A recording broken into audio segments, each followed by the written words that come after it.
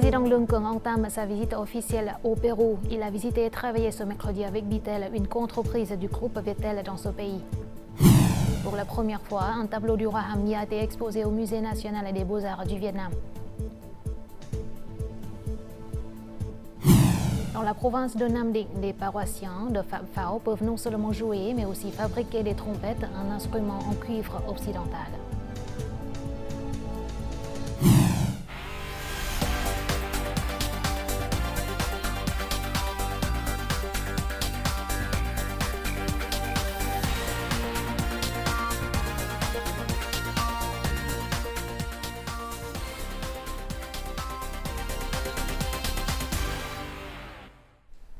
Mesdames, Messieurs, bonjour, bienvenue au journal francophone. À l'occasion du 94e anniversaire du Front de la patrie vietnamienne, le secrétaire général Tô Lâm a participé mardi soir à la fête de la Grande Union nationale dans le quartier Quan Thánh, rattaché à l'arrondissement de Ba Dinh Hanoï. Dans son discours, Tô Lâm a souligné l'importance cruciale de l'Union nationale comme pilier du développement du pays. Il a rappelé que le Vietnam se trouve à un moment charnière de son histoire, prêt à entrer dans une nouvelle ère d'ascension nationale. Le leader du PCV a insisté sur la nécessité de placer le peuple au centre de toutes les politiques et de garantir que chaque citoyen bénéficie des fruits du développement. À cette occasion, Tô Lâm a remis des cadeaux aux vétérans et aux membres du parti exemplaire du quartier. Le président Lương Cường a terminé mardi sa visite officielle au Chili. Avant de partir, il s'est rendu à l'Université du Chili. Dans son discours prononcé à cette occasion, Lương Cường a exprimé sa conviction que les relations entre le Vietnam et le Chili continueraient d'atteindre de nouveaux sommets. Il a proposé que les deux pays consolident la confiance politique, la compréhension et la coopération mutuellement bénéfiques dans les domaines à fort potentiel. Le président a suggéré de promouvoir la coopération dans les domaines de l'économie, de l'éducation, de la culture et du tourisme. En tant que membre de l'ASEAN, le Vietnam est prêt à se rapprocher du Chili pour renforcer et approfondir le partenariat ASEAN-Chili, ainsi que les relations entre l'ASEAN et l'Alliance Pacifique. Après le Chili, le président Lương Cường effectue sa visite officielle au Pérou.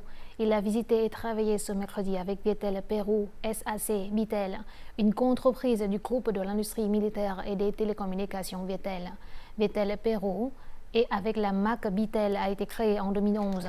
Bitel est également l'opérateur de réseau qui connaît la croissance la plus rapide sur le marché des télécommunications péruvien, avec une croissance moyenne des revenus de 35% par an et atteignant 8,3 millions d'abonnés.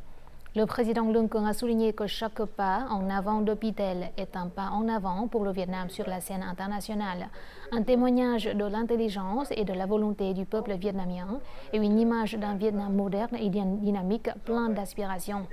Le chef de l'État a déclaré que Bitel devait être un pont pour les relations de coopération entre le Vietnam et le Pérou, un partenaire important du Vietnam parmi les pays membres de l'APEC.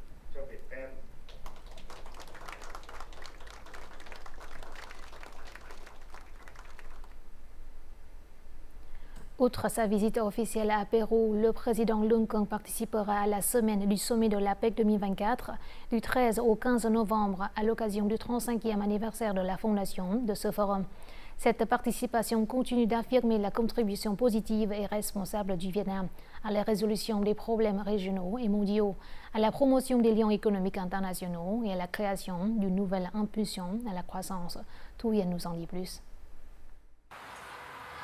Avec le thème Autonomisation, inclusion, croissance, le sommet de l'APEC 2024 se concentre sur le renforcement des capacités et la promotion du rôle de l'APEC en tant que force motrice de la croissance mondiale.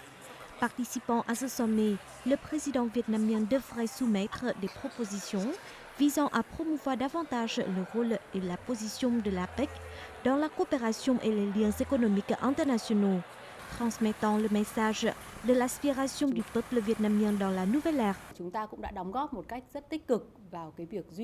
Le Vietnam a activement contribué à maintenir l'élan de la coopération de l'APEC dans le contexte d'une intégration économique internationale confrontée à de nombreux défis.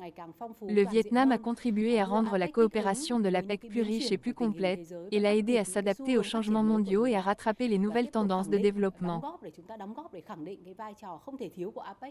Après plus de 25 ans d'adhésion à l'APEC, le Vietnam a 2 fois accueilli le sommet de l'APEC, proposé de nombreuses initiatives et projets de coopération dans divers domaines, et initié et participé à l'élaboration de la vision à long terme de la coopération de l'APEC jusqu'en 2040. Au sein de l'APEC, l'une des choses importantes est le partage des meilleures pratiques et le renforcement des capacités de chaque pays. Et j'apprécie hautement les contributions du Vietnam à ce travail. Nous sommes très heureux que le Vietnam accueille l'APEC en 2027, car votre pays a montré son grand intérêt à la numérisation à travers de nombreuses initiatives et idées. Les contributions positives du Vietnam à la coopération de l'APEC démontrent la cohérence de la politique étrangère multilatérale et diversifiée du Vietnam, affirmant son rôle et sa position croissante en Asie-Pacifique et dans le monde.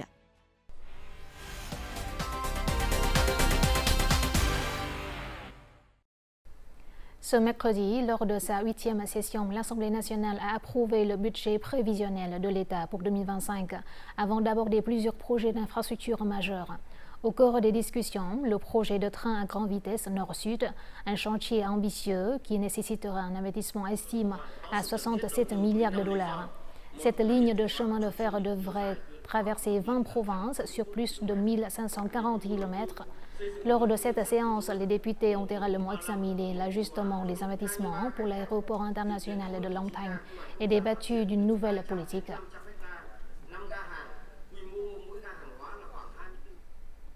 Au cours des dernières années, grâce à une gestion proactive et flexible de la politique monétaire, les opérations bancaires ont obtenu de nombreux succès. Fin octobre, les crédits ont augmenté de 10% par rapport à la fin de l'année dernière. D'ici la fin de l'année, de nombreuses entreprises s'attendent à ce que la politique monétaire reste stable afin qu'elles puissent emprunter en toute sécurité des capitaux pour leur production.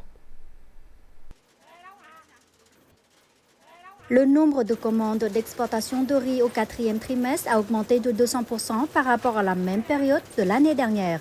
Les besoins des entreprises en prêt à la fin d'année augmentent, tant en capitaux à court terme pour acheter du riz qu'en capitaux à moyen et long terme pour agrandir les usines de transformation. Les taux d'intérêt des prêts ont diminué de 7% l'année dernière à 5% cette année et dans les entreprises à devenir plus audacieuses dans l'emprunt de capitaux. Nous allons agrandir la surface de l'entrepôt et investir dans un système de séchage de grande capacité pour répondre à la demande. Cette entreprise d'acier inoxydable sollicite un prêt supplémentaire de 10 milliards de dong pour honorer les commandes de fin d'année. Les taux d'intérêt sont passés de 9% à environ 6%. Ce nouveau taux d'intérêt est très positif pour les opérations de notre entreprise.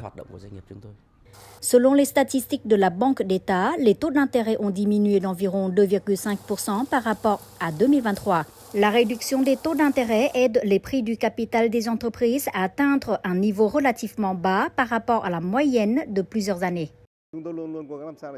Nous essayons de mieux réduire les coûts d'investissement. L'un des facteurs de réduction des coûts d'investissement est l'augmentation du ratio CASA dans les opérations commerciales. Récemment, nous avons introduit une série de politiques visant à accroître le CASA auprès des clients entreprises et particuliers. La croissance du crédit est un changement dans la bonne direction vers la production avec des industries telles que la pêche, les exportations, le textile et l'habillement.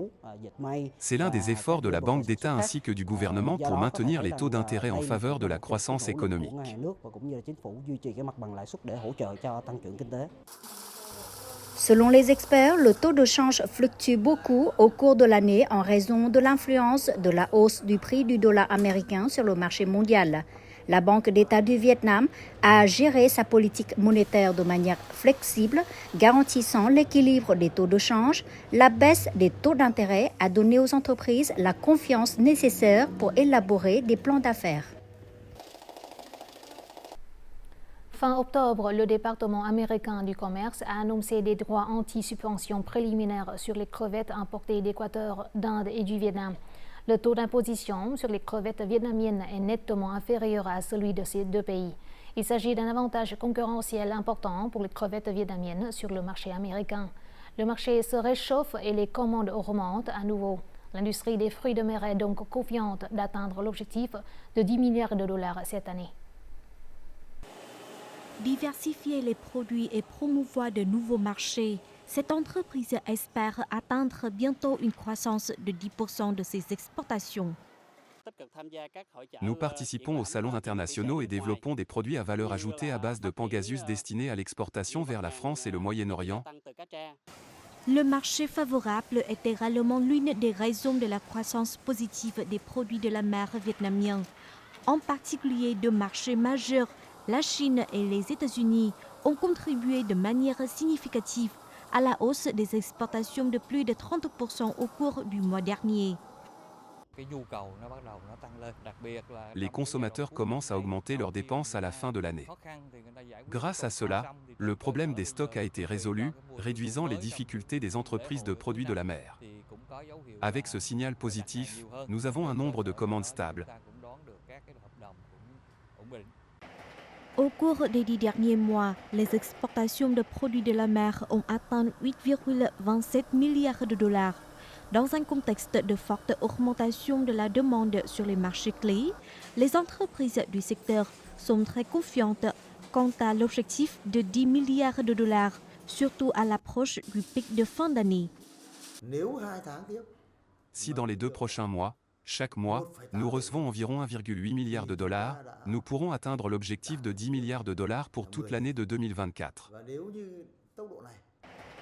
Selon l'Association vietnamienne des exportateurs et producteurs de fruits de mer, outre les défis fiscaux et réglementaires des principaux marchés, l'industrie de produits de la mer doit poursuivre ses efforts pour améliorer la qualité et diversifier les marchés. Cela aidera les entreprises à être compétitives sur les marchés traditionnels et à saisir les opportunités des marchés émergents. Dans l'industrie du textile, de l'habillement et des chaussures, si les entreprises vietnamiennes ne sous-traitent que pour des marques étrangères, elles gagnent généralement 10% de la valeur du produit. Lorsqu'elles participent à la conception des produits, ce taux peut augmenter jusqu'à environ 30%. Cependant, en maîtrisant les sources de matières premières, les entreprises peuvent réaliser des bénéfices allant jusqu'à 70% de la valeur du produit. Par conséquent, participer plus profondément à la chaîne de production mondiale et ralentir les approvisionnements de matières premières deviennent une urgence pour les entreprises vietnamiennes. Cette entreprise de chaussures et de sacs à main est l'une des premières au Vietnam à établir un centre de conception et de développement de produits. De nombreuses marques étrangères cherchent à réduire le coût de conception et à transférer cette étape aux fabricants. Mais pour concevoir, il faut d'abord avoir accès aux matières premières. Nous avons besoin d'avoir accès aux matières premières pour avoir des idées de design. Actuellement, nous devons importer ces matières premières et nous manquons de centres d'exposition ou de salons professionnels des matières premières où les équipes de conception créative comme la nôtre peuvent se connecter aux dernières tendances et innovations. Actuellement, près de la moitié des matières premières utilisées dans les industries vietnamiennes du textile, du cuir et de la chaussure sont importées. Les entreprises doivent participer à des foires et expositions internationales pour rechercher des fournisseurs et des partenaires. Nous devons créer des zones dédiées au commerce des matières premières et attirer des matériaux de haute qualité au Vietnam. Ce n'est qu'alors que nous pourrons fabriquer des produits haut de gamme générant de meilleures marges bénéficiaires. En outre, le développement de l'industrie nationale des matières premières est également une question urgente. Nous devons élaborer des plans stratégiques pour les catégories de produits afin d'être proactifs dans la conception et l'utilisation des matières premières disponibles au Vietnam. Si nous n'y parvenons pas, nous ne pourrons pas profiter des dispositions en matière d'exonération de droits de douane des accords de libre-échange de nouvelle génération. Les marchés étrangers imposent de plus en plus de nouvelles exigences aux produits importés. Pour les industries du textile, de l'habillement et de la chaussure, les exigences d'une production verte et durable augmentent. Par conséquent, celui qui contrôle les matières premières aura un avantage sur le marché. Notre journal continue avec les taux de change et l'indice de la bourse du Vietnam.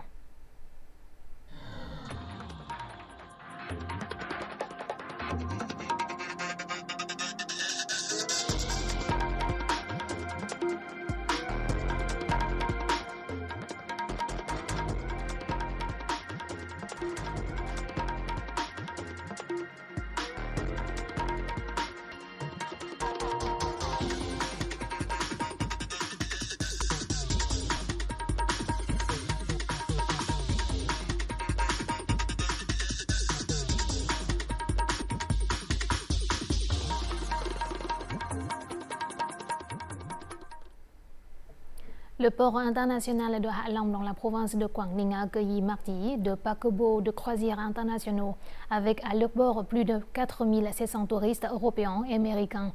Ces deux paquebots relient Hong Kong à Singapour et en passant par les ports de Ha Long, Da Nang, Nha Trang et Ho Chi Minh Ville. D'ici la fin de l'année, la baie d'Ha Long s'apprête à accueillir une dizaine de paquebots de croisière avec des dizaines de milliers de touristes. La province de Quảng Ninh se rapproche ainsi de son objectif annuel d'accueillir 19 millions de touristes, dont 3,5 millions d'étrangers.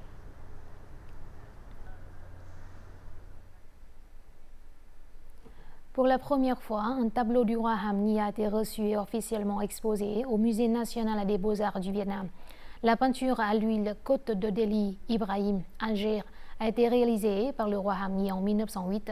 Lors de l'événement, le livre Ham Nhi, empereur en exil, artiste à Alger, de la docteure Amandine Daba, descendante de la 5e génération du roi Ham Nhi, a également été présenté, apportant des informations inédites sur la personnalité de ce roi. La peinture à l'huile, Côte de Delhi Ibrahim, représente le paysage au coucher du soleil près de l'endroit où le roi Ham Nhi séjourna à Alger pendant son exil. Le tableau utilise un style de dessin influencé par les artistes français de la fin du XIXe siècle. Il s'agit d'un événement culturel très grand et important.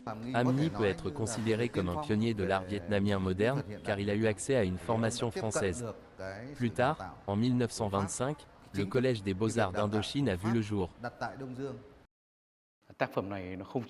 Cette œuvre a non seulement une signification artistique, mais aussi une valeur historique associée à un roi patriote. Il s'agit d'un geste noble de la part des descendants du roi Ham Nhi pour le Vietnam.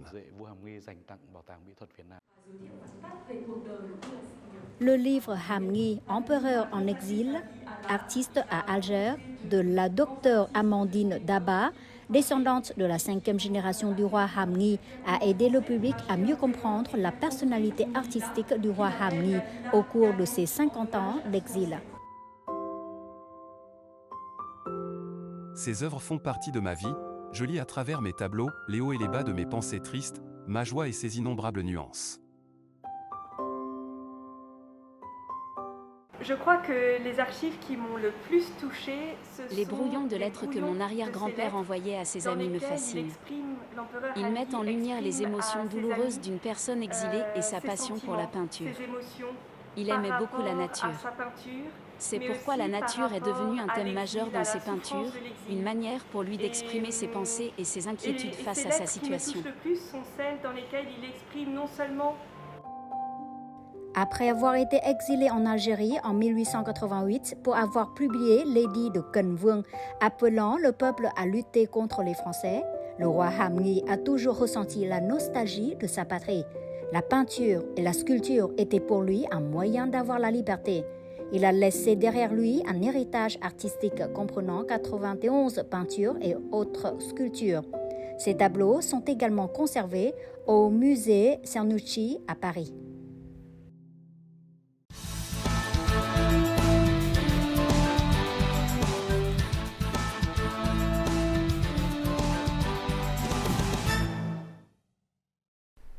Dans la province de Nam Dinh, qui compte jusqu'à 25% de sa population pratiquant le catholicisme, il n'est pas difficile de trouver des gens qui savent jouer de la trompette. Mais seuls les habitants de la paroisse de Pham Phao peuvent non seulement jouer, mais aussi fabriquer cet instrument en cuivre originaire de l'Occident. Dans le reportage suivant, on rencontre avec un artisan qui a 60 ans d'expérience dans la fabrication de trompettes.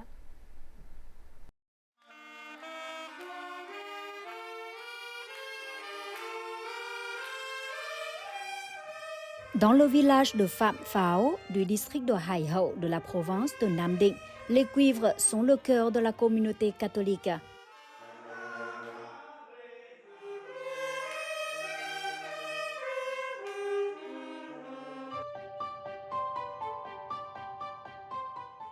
Au début du XVIe siècle, le catholicisme a été introduit dans ce village. Lorsque la cathédrale de Pham Phao a été construite en 1908, un orchestre de cuivre a été créé.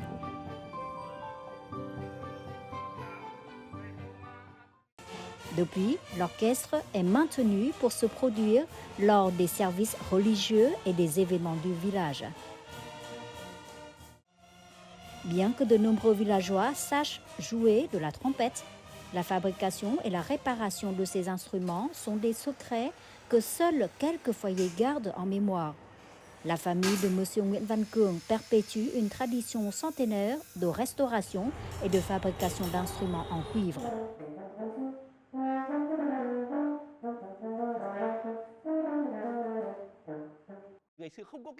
Autrefois, les trompettes étaient rares dans notre village.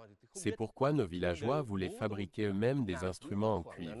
Je ne sais pas quand mon grand-père a commencé cet artisanat, mais mon père a commencé à en fabriquer vers 1945.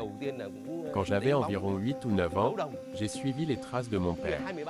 Au début, je ponçais, polissais et fondais le cuivre. À 12 ou 13 ans, j'avais appris toutes les techniques et j'ai commencé à gagner de l'argent. Nous ne concevons pas de nouveaux types d'instruments en cuivre. Nous prenons simplement des modèles occidentaux et les reproduisons. Mais nous fabriquons chaque trompette à partir de zéro. Je peux produire 20 types de trompettes différents. La chose la plus difficile avec les trompettes à clé est que leurs pistons doivent être scellés.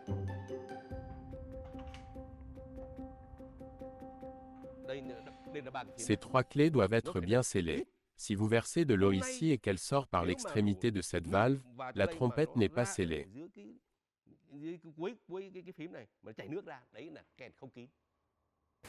Bien que la réparation des trompettes ne soit pas lucrative, Cường et ses enfants sont déterminés à préserver ce métier familial.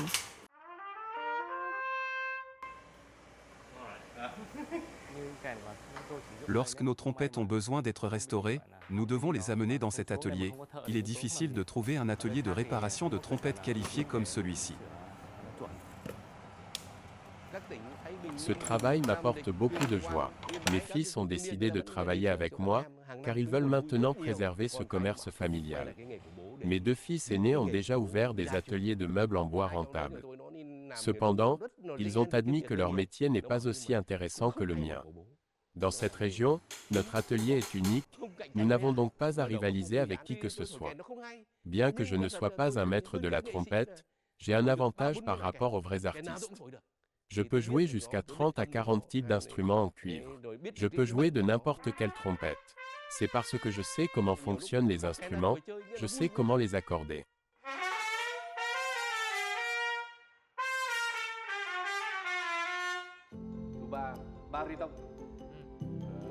Nguyễn Văn Cường a reçu le titre d'artisan d'instruments en cuivre.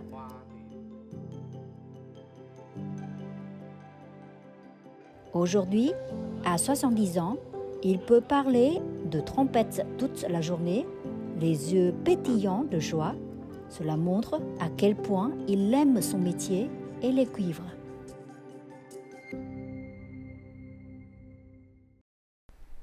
Découvrons tout de suite les prévisions météo dans les principales villes du Vietnam.